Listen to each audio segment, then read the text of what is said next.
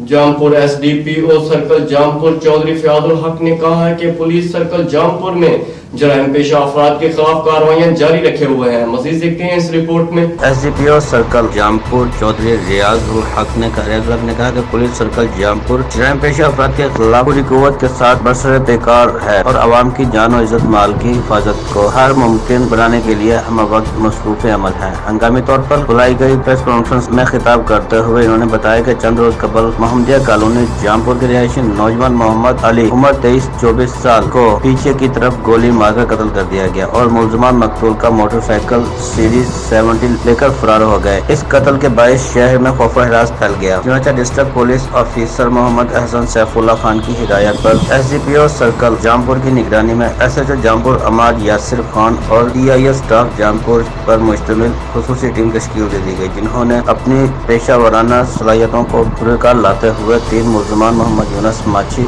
मोहम्मद आमिर अहमदानी और सजाद कुरैशी का सुराग लगाया, जिनमें से यूनुस और आमिर को गिरफ्तार करके इनका जिस्मानी रिमांड हासिल कर लिया गया।